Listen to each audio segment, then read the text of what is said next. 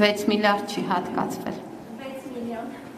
հատկացվել էր այդ համերգին եւ կխնդրեմ նշեք որքան գումարն է վերադարձվել պետբյուջե եւ ֆինանսիական մոտ 1 ամիս առաջ ֆիզկուլտուրայի մի շարք ուսուցիչներ բողոքի ակցիային բողոքի ակցիային կառավարության շենքի մոտ եւ դժգոհ էին ապստավորության ինստիտուտների թեստերից դուք մանրամասն ծանոթացել եք այդ խնդրին, քան որ ասացին որ տեսել են հանդիպել, բայց դուք պատասխան չեք տվել։ Շնորհակալություն, ինչ վերաբերում է համերգին, ես նշեցի, որ մեր շարունակական քաղաքականությունն է Հայաստանում կազմակերպել մասնավորի հետ համագործակցությամբ միջազգային աստղերի հյուրախաղեր եւ սա ունի մի քանի նպատակ եւ այդ նպատակների շարքում կարեւոր է նաեւ զբոսաշրջության խթանումը եւ այդ համերգների կազմակերպման իմաստով տնտեսական ազդեցությունը, որ ունենում են դրանք եւ այդ իմաստով նաեւ մենք շարունակելու ենք այս ձևաչափով աշխատելը, ինչ վերաբերում է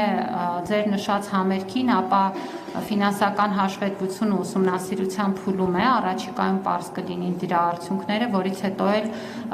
հայտնի կդառնա, թե ի սկզբանե կնքված պայմանագրի շրջանակներում որքան գումար է ծախսվել, այդ գումարից որքանն է ենթակա վերադարձի բյուջե եւ մենք բնականաբար լրագրողների հետ այդ տեղեկատվությամբ կկիսվենք։ Ներկայումս դա ուսումնասիրության փուլում է։ Ձեր երկրորդ հարցի մասով ես կամավոր ատեստավորման անդրադառնալով ինքս նշեցի, որ մենք շարունակական աշխատում ենք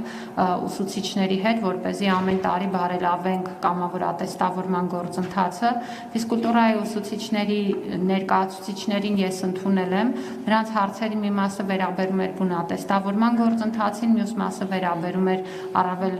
առարկայական ծրագրին եւ չափորոշիչներին։ Մենք պայմանավորվել ենք այդ աշխատանքները կիսել երկու մասի, ինչ վերաբերում է բուն ատեստավորմանը վերաբերող հարցերին, դրանք եւս մեկ անգամ մասնագետների կողմից քննարկվել են եւ տրվել են համապատասխան հիմնավոր եւ սպառիչ պատասխանները։ Ամեն դեպքում ես պիտի հիշեցնեմ, որ ամեն 5 շաբթի ունեմ ուսուցիչների ընդունելության առանձին ժամեր եւ եթե որևէ ուսուցչի մոտ դեռևս մնացել են հարցեր, ազատ է գրանցվելու եւ գալու հենց վաղը նախարարություն։ Շնորհակալություն։ Տիկին Անդրեասյան, մեր հեռուստաընկերություն ՀԱՓ-ը 2026 թվականին հայտարարված է երիտասարդական քաղաք, Մեղրին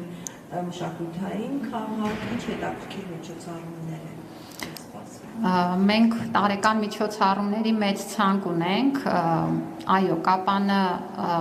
ԱՊՀ երիտասարդական մայրաքաղաք է հայտարարված եւ Մեղրին